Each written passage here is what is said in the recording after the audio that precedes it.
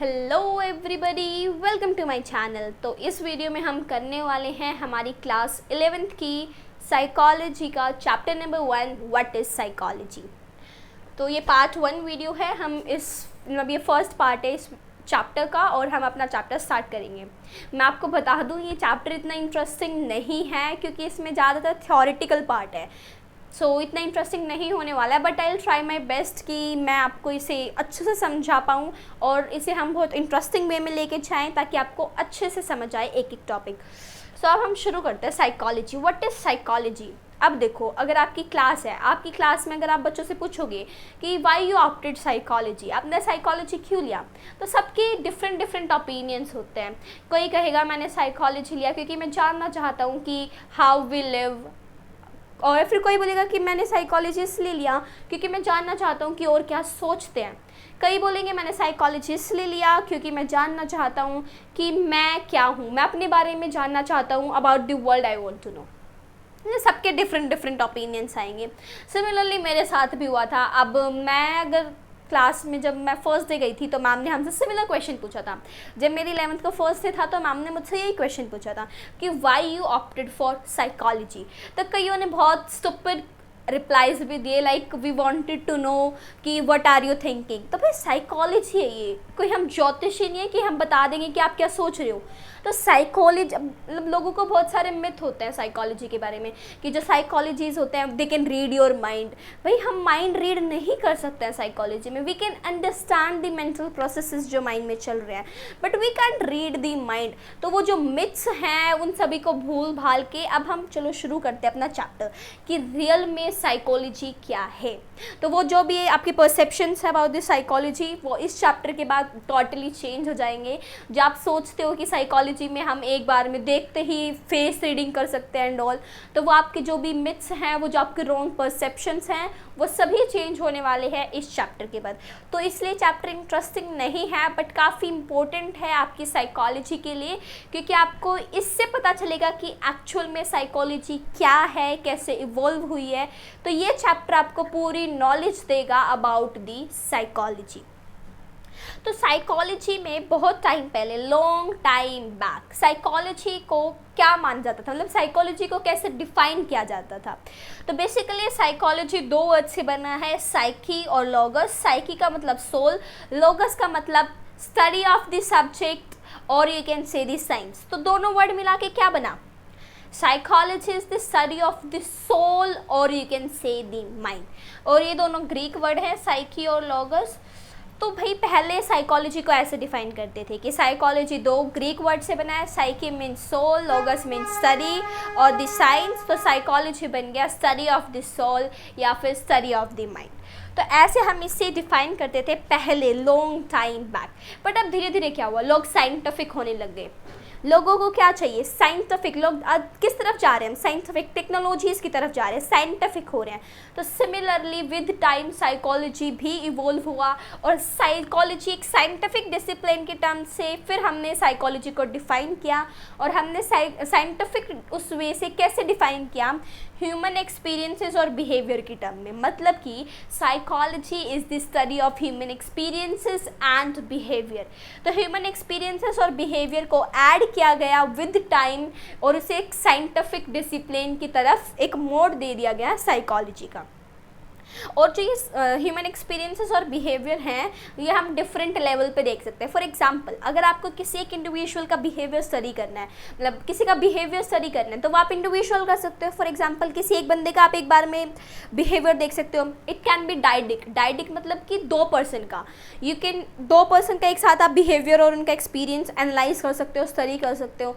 या फिर it can be organizational. Organizational मतलब कि ग्रुप का, आप एक पूरे ग्रुप का एक बार में बिहेवियर देख सकते हो, एक बार में उसका ह्यूमन एक्सपीरियंस। तो ये डिफरेंट लेवल पे होता है। सो विद टाइम हमने साइंटिफिक टर्म्स को इवॉल्व किया, कुछ साइंटिफिक हमने वो लेके आए, कुछ हम साइंटिफिक डिसिप्लिन लेके आए हमारी साइकोलॉजी की टर्म में। तो अब फॉर्मली हम साइकोलॉजी को कैसे डिफाइन कर सकते हैं? फॉर्मली साइकोलॉजी को हम डिफाइन कर सकते हैं as a science which studies mental processes, experiences and behaviour. तो इन शॉर्ट हमने किस चीज़ को कंबाइन कर दिया? सोल मतलब माइंड, सोल और माइंड मतलब माइंड को, ह्यूमन एक्सपीरियंसेस को और बिहेवियर को, तीनों चीज़ों को कंबाइन करके फाइनल एक डेफिनेशन बन गई जिसे हम फॉर्मली साइकोलॉजी को डिफाइन कर सकें और हम समझा पाएँ कि साइकोलॉजी क्या है। तो साइकोलॉजी में बेसिकली अब क्या 3 टर्म आ गई है, mental processes, experiences and behaviour. अब हम इन तीनों को डिटेल में पढ़ेंगे कि मेंटल प्रोसेसेस क्या होते हैं, एक्सपीरियंसेस क्या होते हैं और बिहेवियर क्या होते हैं। सबसे पहले आता है मेंटल प्रोसेसेस। मेंटल प्रोसेसेस क्या है, स्टेट ऑफ कॉन्शियसनेस और अवेयरनेस। आप कितने अवेयर हो अपनी स्टेट के बारे में। फॉर एग्जांपल, आपके आसपास क्या हो रहा है, आप कितने उस चीज़ के बारे में अवेयर हो, वो हमारे मेंटल प्रोसेसेस है। फॉर एग्जाम्पल, अगर मैं आपको एक क्वेश्चन देती हूँ, मैथमेटिकल क्वेश्चन सॉल्व करने के लिए, तो जो भी आप उसमें थिंक करोगे इस प्रॉब्लम को सॉल्व करने के लिए, वो सभी मेंटल प्रोसेसेस हैं। तो जो मेंटल प्रोसेसेस क्या है, mental processes the state of consciousness और अवेयरनेस। इफ़ वी थिंक और ट्राई टू सॉल्व प्रॉब्लम, तो उसमें हम अपने मेंटल प्रोसेसेस यूज़ करते हैं। अगर आपको टेस्ट दिया जाए पेपर में, अगर आपको टेस्ट होते हैं, आपके स्कूल में भी टेस्ट होते होंगे, unit 1, unit 2, term 1 and all, तो वो क्या होता है, आप उसमें क्या यूज़ करते हो, अपने मेंटल प्रोसेसेस यूज़ करते हो। जो ये आपके मेंटल प्रोसेसेस होते हैं, ये आप अपनी ब्रेन एक्टिविटी में रिफ्लेक्ट कर सकते हो। मतलब कि जो हमारे ब्रेन में एक्टिविटी हो रही है, उससे हम उन्हें क्या बोलेंगे, हम एक तरह से मेंटल प्रोसेसेस। अगर देखो, मैं आपको एक क्वेश्चन देती हूँ, फॉर एग्जांपल मैं आपको एक मैथ्स का क्वेश्चन देती हूँ, सम देती हूँ सॉल्व करने के लिए, तो आप उसमें अपने मेंटल प्रोसेसेस यूज़ करोगे सम को सॉल्व करने के लिए। मेंटल प्रोसेसेस आप कैसे पता चलेगा कि आप मेंटल प्रोसेसेस हो रहा है, तो वो हम ब्रेन की एक्टिविटी से पता चलता है हमें। और जो ब्रेन की एक्टिविटी होती है, उसके लिए हमारे पास बहुत सारी टेक्निक हैं जानने के लिए, जिससे हमें पता चल जाए कि ब्रेन में एक्टिविटी हो रही है। बहुत सारी ब्रेन इमेजिंग टेक्निक्स होती है। ब्रेन इमेजिंग टेक्निक्स में आपको पता चल जाएगा कि ब्रेन में कुछ एक्टिविटी हो रही है, तो उसी के कारण हमें पता चला अबाउट द मेंटल प्रोसेसेस। अब देखो, मेंटल प्रोसेसेस और ब्रेन एक्टिविटी सेम नहीं है। कैसे सेम नहीं है? अगर आपको कोई क्वेश्चन दिया गया, कोई प्रॉब्लम है, आप उसे सॉल्व कर रहे हो, तो आप मेंटल प्रोसेसेस हो रहे हैं, उन्हीं मेंटल प्रोसेसेस को ब्रेन एक्टिविटी में रिफ्लेक्ट किया जाता है। पर ब्रेन एक्टिविटी और मेंटल प्रोसेसेस सेम नहीं है। माइंड और ब्रेन भी सेम नहीं है। जैसे माइंड और ब्रेन सेम नहीं है, वैसे ही मेंटल प्रोसेसेस और ब्रेन एक्टिविटी भी सेम नहीं है। अब भाई, अभी तक तो आपने सुना था माइंड और ब्रेन सेम है, अब आप बोल रहे हो माइंड और ब्रेन सेम नहीं है। क्या डिफरेंस है? ज़्यादातर आपने लोगों को देखा होगा, माइंड और ब्रेन को वो सेम टर्म में यूज़ करते हैं, पर सेम नहीं है। ब्रेन क्या है? ब्रेन एक स्ट्रक्चर है, एक एंटिटी है। वहीं पे माइंड क्या है? माइंड का कोई स्ट्रक्चर नहीं है, माइंड कोई एंटिटी नहीं है, माइंड की कोई लोकेशन नहीं है। ब्रेन की लोकेशन है, ब्रेन यहाँ पे लोकेटेड है। माइंड की कोई लोकेशन नहीं है, माइंड की कोई एंटिटी नहीं है, माइंड का कोई स्ट्रक्चर नहीं है। माइंड क्या होता है? माइंड धीरे धीरे एक्सपीरियंसेस से, हमारे इंटरैक्शन से इवॉल्व होता है। वहीं पे ब्रेन क्या है? ब्रेन एक स्ट्रक्चर है।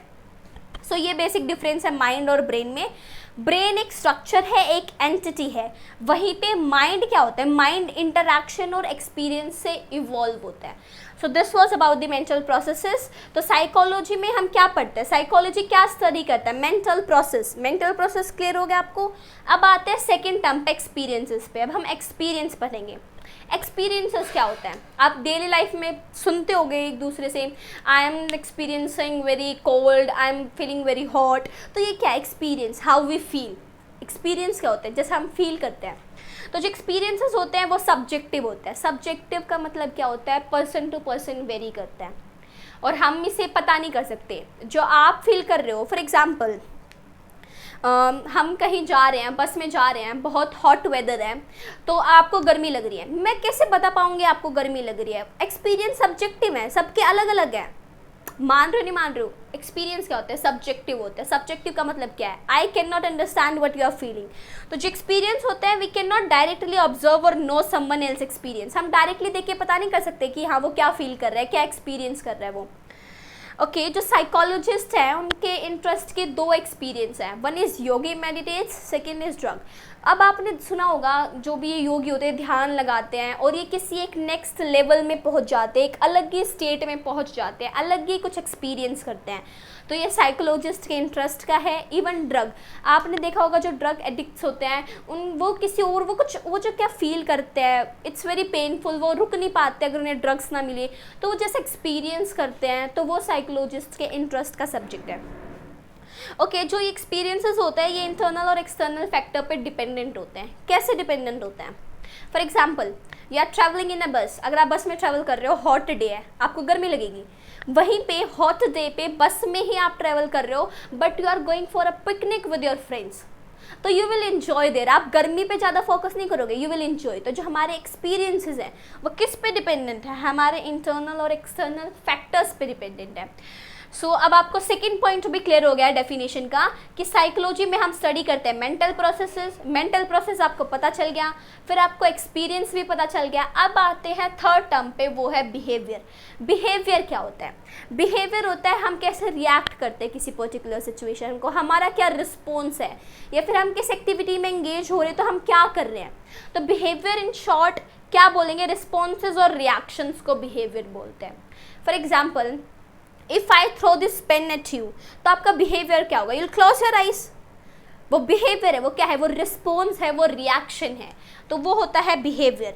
और जो बिहेवियर होते हैं वो ओवर्ट या कोवर्ट हो सकते हैं। ओवर्ट का मतलब क्या होता है, नाम से ही देख लो, ओ मीन्स ऑब्जर्वेबल, मतलब कि आप देख सकते हो। If I throw this at, आपकी आइज क्लोज होंगी, मैं देख सकती हूँ, you are closing your eyes, so it's observable by others.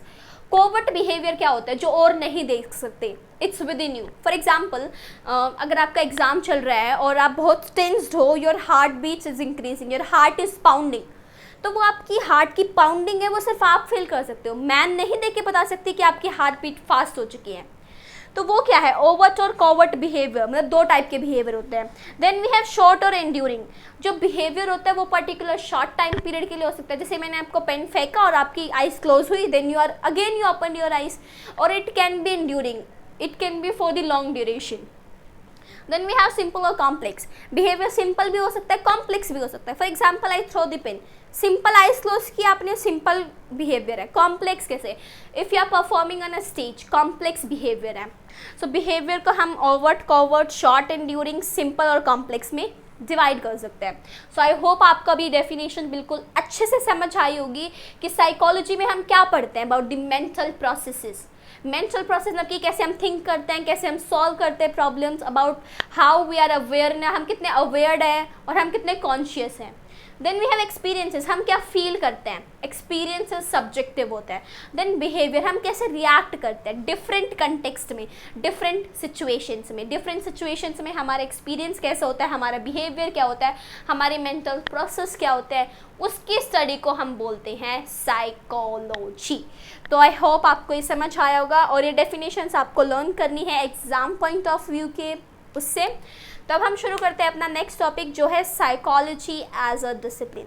Psychology as a discipline मतलब कि साइकोलॉजी एक डिसिप्लिन कैसे हुआ, साइकोलॉजी जो आप सब्जेक्ट आज पढ़ रहे हो वो कैसे है, कैसे इवॉल्व हुआ, वो डेफिनेटली हम पढ़ेंगे कैसे इवॉल्व हुआ psychology.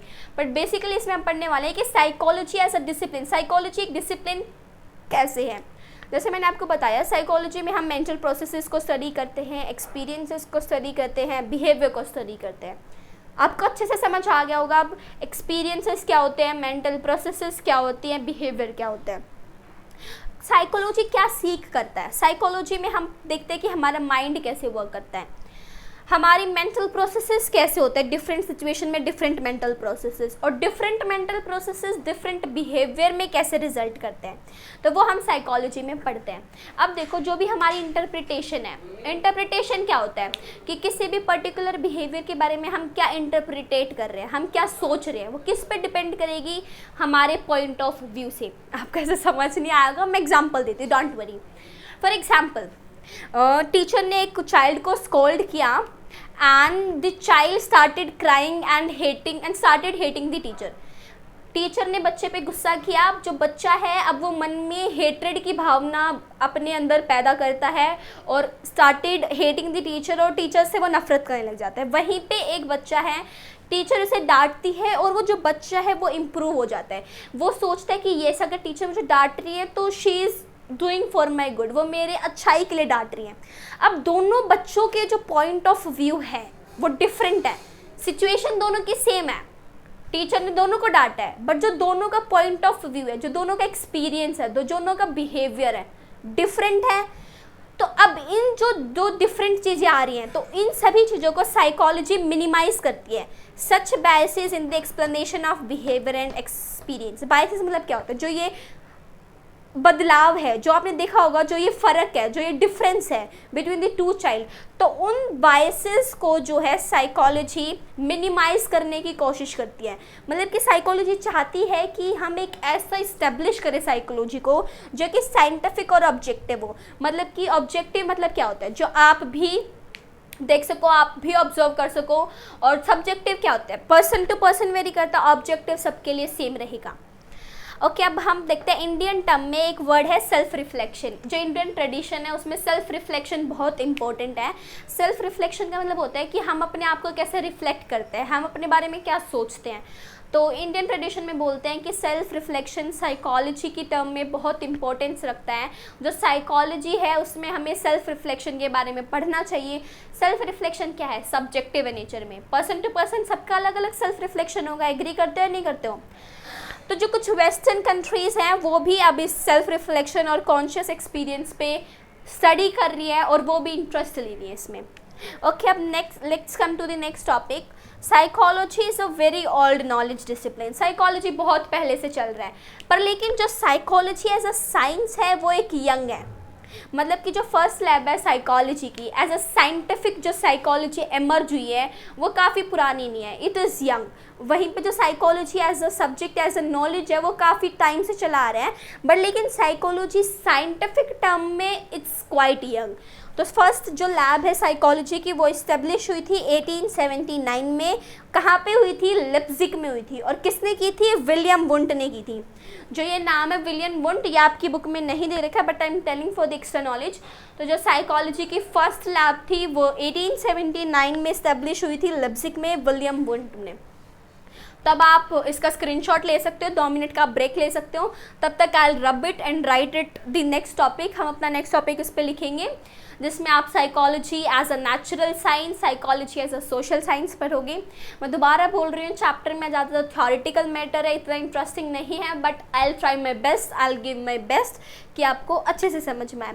So you can take this screenshot. आप इसका स्क्रीनशॉट ले लीजिए ताकि आपको याद रहे। बाद में अगर आप देखो तो स्क्रीनशॉट की मदद से आपको अच्छे से चैप्टर रिवाइज हो जाए।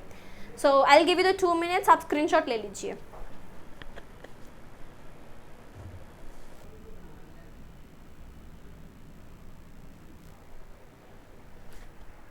आई होप आपने स्क्रीनशॉट ले लिया होगा।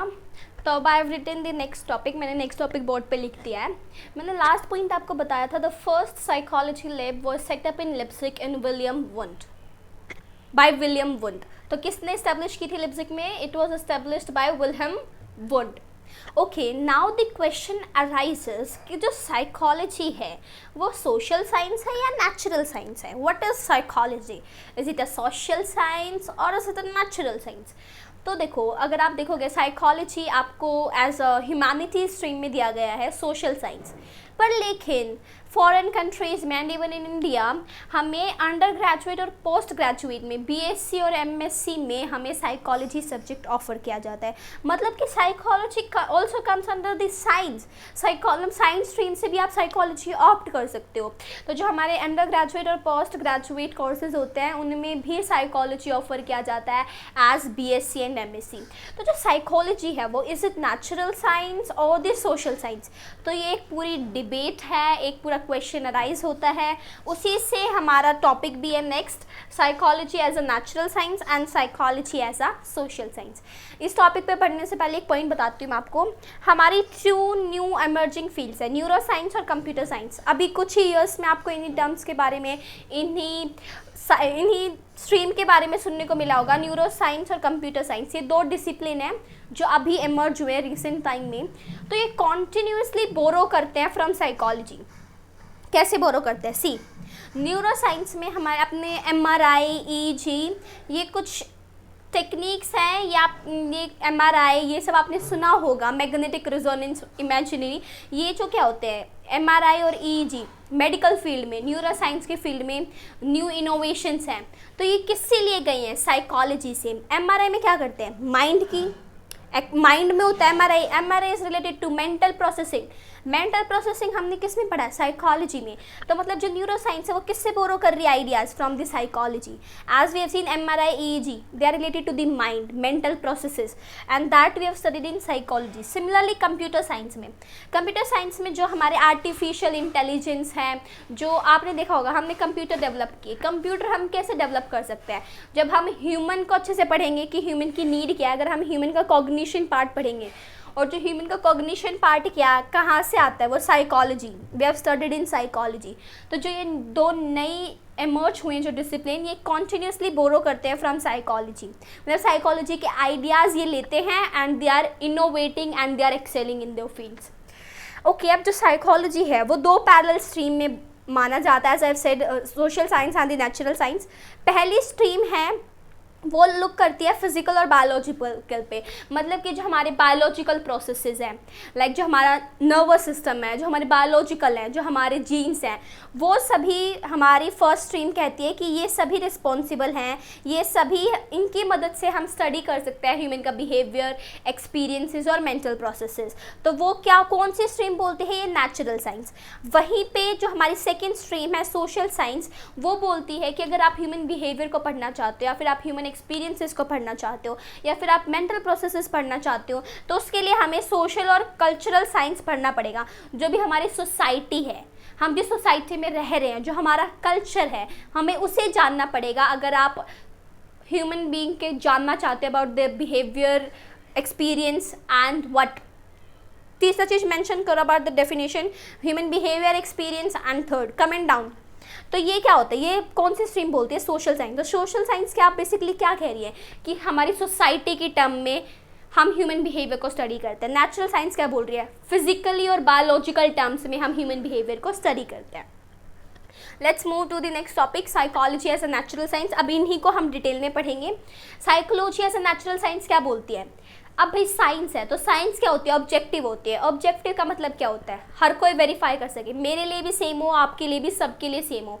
हमने देखा था साइकोलॉजी सब्जेक्टिव है ज़्यादातर, पर लेकिन नेचुरल साइंस क्या बोलती है कि ये ऑब्जेक्टिव होना चाहिए, मतलब कि जो हम साइकोलॉजी के बारे में पढ़ रहे हैं that should be objective. Psychology है जो हमने, ये किससे इन्फ्लुएंस हुई है साइकोलॉजी? डेस्करेट कौन है? ये एक फिलोसोफर और मैथमेटिशियन है। इनके आइडियाज से साइकोलॉजी इन्फ्लुएंस हुई है अंडर नेचुरल साइंस। जो फिजिक्स है, फिजिक्स जैसे कि विद टाइम फिजिक्स इवॉल्व हुई और एक मेथड आया हाइपोथेटिको डिडक्टिव मॉडल। एक मॉडल इस्टेब्लिश हुआ हाइपोथेटिको डिडक्टिव मॉडल। बोर्ड में क्वेश्चन भी आता है, एक्सप्लेन हाइपोथेटिको डिडक्टिव मॉडल। तो इसमें क्या होता है मैं आपको बताती हूँ। इसमें क्या होता है? साइंस क्या बोलती है कि थ्योरी होनी चाहिए, यू शुड हैव थ्योरी। अगर आपको कुछ भी डेवलपमेंट करनी है, कुछ भी एडवांसमेंट करना है, तो आपके पास थ्योरी होनी चाहिए। थ्योरी का मतलब क्या होता है? A written set of statements. तो थ्योरी का मतलब क्या होता है कि आपके पास लिखी हुई स्टेटमेंट होनी चाहिए अबाउट अ पर्टिकुलर टॉपिक। तो साइंटिफिक एडवांसमेंट के लिए you should have the theory. For example हमारे पास बिग बैंग थ्योरी है। बिग बैंग थ्योरी क्या बताता है? How the universe was formed. तो साइंटिफिक, जो हम अगर नेचुरल साइंस की बात करें तो ये बोल रहे हैं कि साइकोलॉजी में भी हमारे पास थ्योरी होनी चाहिए। देन सेकेंड स्टेप क्या है हाइपोथेटिको डिडक्टिव मॉडल का? नंबर 1 थ्योरी, आपके पास सेट ऑफ स्टेटमेंट होनी चाहिए। सेकंड, थ्योरी के बाद हम एक हाइपोथेसिस बनाते हैं। हाइपोथेसिस क्या होता है? एक फॉल्स स्टेटमेंट होती है, एक टेंटेटिव स्टेटमेंट होती है। टेंटेटिव मतलब कि कुछ टाइम पीरियड के लिए होती है। फिर उसके बाद हम उस हाइपोथेसिस को ट्रू या फॉल्स करते हैं। हाइपोथेसिस बना ली हमने। हाइपोथेसिस क्या होता है? एक टेम्पररी स्टेटमेंट, एक टेंटेटिव स्टेटमेंट। किस बेसिस पे बनाई है हमने? थ्योरी के बेसिस पे बनाई है। फिर हम उसे प्रूव करते हैं, ट्रू या फॉल्स। फिर हम उसे प्रूव करने के बाद अगर रिजल्ट ट्रू आता है तो जो वो हाइपोथेसिस है वो ही हमारा कंक्लूजन बन जाता है और वो थ्योरी इस्टेब्लिश हो जाती है। अगर वो हाइपोथेसिस फॉल्स आता है तो हम दोबारा थ्योरी नहीं बनाते हैं, फिर दोबारा हाइपोथेसिस बनाते हैं, फिर दोबारा सेम प्रोसीजर रिपीट होता है। सो वो होते हैं हमारे हाइपोथेसिस का एक टेंटेटिव स्टेटमेंट बनाते हैं, फिर हम हाइपोथेसिस को ट्रू या फॉल्स प्रूव करते हैं। अगर ट्रू हो जाती है तो वो हाइपोथेसिस पास हो जाती है और थ्योरी इस्टेब्लिश हो जाती है। और अगर वो फॉल्स होती है हाइपोथेसिस तो हम दोबारा से रिवाइज करते हैं, दोबारा थ्योरी बनाते हैं, दोबारा हाइपोथेसिस, दोबारा से ट्रू या फॉल्स करते हैं। तो ये था बेसिकली हमारे psychology as a natural science में। अब हम बात करेंगे psychology as a social science में। नेचुरल साइंस में आपने क्या देखा कि ये हाइपोथेटिको डिडक्टिव मॉडल पे काम करती है। पहले थ्योरी बनाओ, फिर हाइपोथेसिस बनाओ, फिर ट्रू फॉल्स करो, फिर फाइनली आप कह सकते हो कि हाँ ये ऐसे काम करती है। साइकोलॉजी की फील्ड में जो लर्निंग, मेमोरी, आपके आगे चैप्टर्स है, ये सभी इसी मॉडल के थ्रू हमने थ्योरी बनाई है। अगर आप आगे देखोगे आपके चैप्टर में, लर्निंग चैप्टर में, हमारे पास बहुत सारी थ्योरी है लर्निंग की, वो हमने किस बेसिस पे बनाई है? इस हाइपोथेटिको डिडक्टिव मॉडल के। Let's come to the psychology as a social science. Social science, अब आपको पता है सोशल साइंस क्या है? हमारी सोसाइटी, हमारा कल्चर। तो social science, psychology as a social science में बोलते हैं कि जो हमारे साइकोलॉजिकल के एस्पेक्ट्स हैं वो हम हमारी सोसाइटी और कल्चर के वे में पढ़ेंगे। Studies human beings in the socio cultural context. आपकी बुक में एक एग्जाम्पल दे रखा है रंजिता और शबनम का। इसमें क्या बता रखा है? रंजिता एक फैमिली से बिलोंग करती है जहाँ पर उसके ग्रैंड पेरेंट्स, ब्रदर्स सब वर्किंग हैं, और जो रंजिता है she is a good athlete and a good communicator, और वो अपने फ्रेंड्स भी अच्छे से ईजिली बनाती है। वहीं पे हम देखेंगे शबनम जो शबनम है वो एक अपनी मदर के साथ रहती है, और उसकी जो फादर है वो आउटसाइड जॉब करते हैं, बाहर कहीं जॉब करते हैं, वो कभी कभी उनसे मिलने आते हैं। तो जो शबनम है उसके बाद गांव में फ्लड आ जाती है उनके विलेज में, और जो शबनम का घर है वो डिस्ट्रॉय हो जाता है। जो रंजिता होती है वो उसे वेलकम करती है, अपने घर बुलाती है रहने के लिए, और जो रंजिता और शबनम है वो काफ़ी अच्छे दोस्त बन जाते हैं। तो ये एक एग्जाम्पल है। इस एग्जाम्पल से आपको क्या समझ में आया कि गाँव में और भी बहुत सारे घर थे, पर लेकिन जो रंजिता थी शी वॉज वेरी हेल्पफुल, उसने उसे अपना घर ऑफर किया। जो रंजिता और शबनम थे they were studying in the same school. तो अब देखो, तो हम साइकोलॉजी ऐसे सोशल साइंस में ह्यूमन का बिहेवियर पढ़ते हैं in respect to their society and the culture. तो इसमें हम बेसिकली सोशल, कल्चरल और फिजिकल इन्वायरमेंट पे ज़्यादा फोकस किया जाता है। जो हमारी सोसाइटी होती है उसके बेसिस पे हम साइकोलॉजिकल एस्पेक्ट्स को पढ़ते हैं। तो ये था हमारा psychology as a social science और नेचुरल साइंस। अगर आपको इनमें से किसी भी टॉपिक में डाउट है या फिर क्वेरी है तो आप कमेंट बॉक्स में लिख दीजिए, आई विल श्योरली रिप्लाई। अगर आपको फिर भी समझ में नहीं आएगा, I will make this separate video for that particular topic. मिलते हैं नेक्स्ट पार्ट में। Until you subscribe the channel, अब मेरा चैनल सब्सक्राइब करो, वीडियो को लाइक करो, ज़्यादा से ज़्यादा इसे शेयर करो ताकि हम ज़्यादा बच्चों तक पहुंच पाए और हमारा चैनल ग्रो हो और आपको भी ज़्यादा से ज़्यादा नॉलेज मिले। मिलते हैं नेक्स्ट पार्ट में। Thank you.